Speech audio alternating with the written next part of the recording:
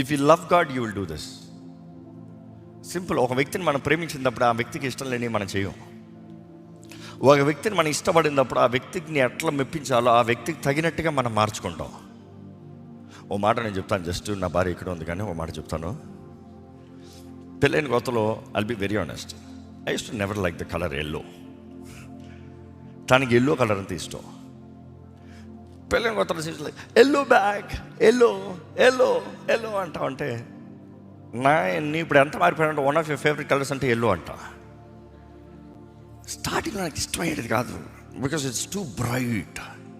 నాకు నా పర్స్పెక్టివ్, నా టేస్ట్కి. But because she likes, I started adapting it. Because she wants. నేనే కొనిపెట్టాను ఎల్లోలు చాలా. ఎందుకు?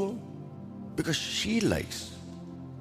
Because I love her, I have accepted the change in my mind and I have done what I don't want to do usually.